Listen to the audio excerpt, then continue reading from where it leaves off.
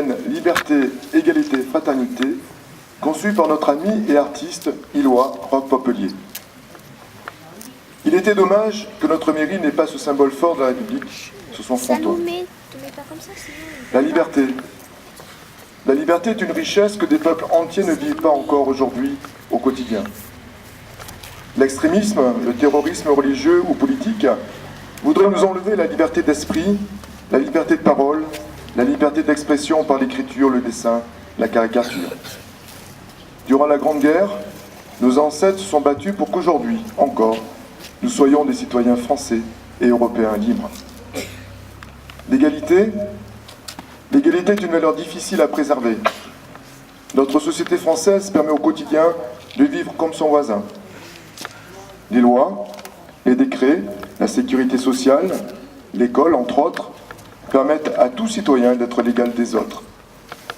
Ce principe égalitaire est incontournable, mais difficile à appliquer. Vivons-nous l'égalité de la même manière à Île qu'un habitant en Seine-Saint-Denis? La fraternité. Êtes-vous fraternel?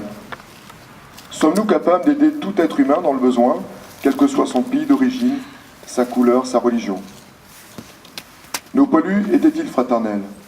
Entre eux, sans aucun doute, et au moment de la trêve de Noël, de grands moments de fraternité ont été vécus entre les combattants de deux camps.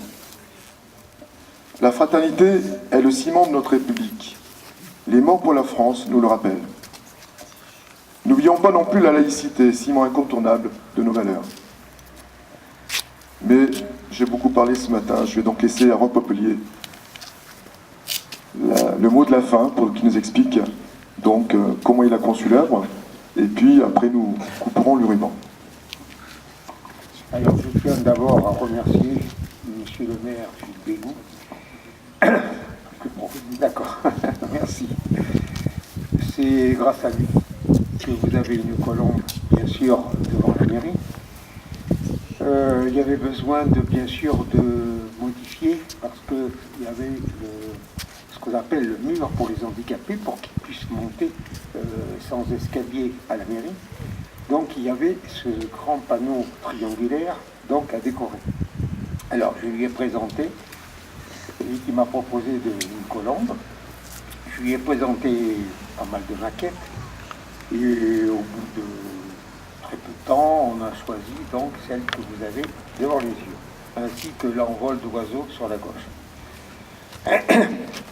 Alors, ça a été réalisé. D'abord, il a fallu...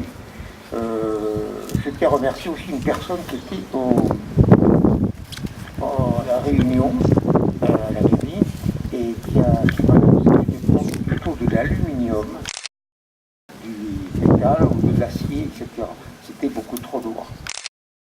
Très lourd l'aluminium, mais c'était quand même beaucoup plus facile à travailler. Alors ça a été travaillé, découpé de façon parfaite par la maison, par la société 2000, Laser 2000 de Aix-sur-Vienne. Ensuite ils l'ont livré, et ensuite je dois remercier les ateliers municipaux qui ont fait un très beau travail de collage, de puzzle et tout ça aux ateliers municipaux. Autrement, c'était difficile, il me fallait vraiment des pièces assez grandes. J'ai été aidé, et je dois le dire, il va se reconnaître, c'est M. Michel Villoutré qui m'a aidé d'une façon formidable. J'étais déjà assez fatigué, et qui m'a aidé beaucoup pour les peintures, pour les retouches, pour les tas de choses aux ateliers municipaux. C'est lui qui a fait le va-et-vient sans arrêt pour venir me chercher, pour me ramener, etc. Alors qu'il en soit vraiment remercié d'une façon formidable. Voilà.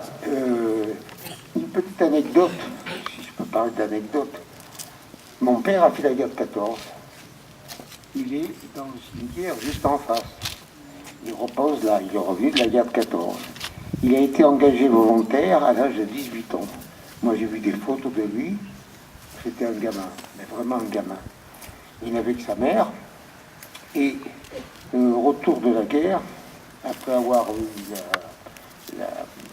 la croix de guerre avec 2 citations, il a fait ce qu'on appelle la région plutôt la Somme. Et c'est bien sûr, je pense beaucoup à lui aujourd'hui. C'est tout à fait normal. Et de plus, bon, il s'est engagé donc volontaire. Il avait donc pas 18 ans. Il a falsifié ses papiers et il est parti, bien sûr, comme beaucoup de gens. Alors je tiens aussi à autre chose. On parle beaucoup, bien sûr, du 11 novembre.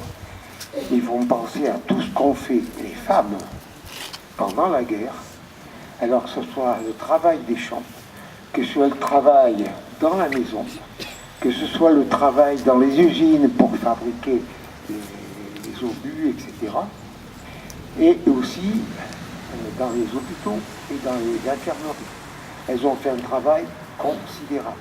Alors ne l'oublions jamais.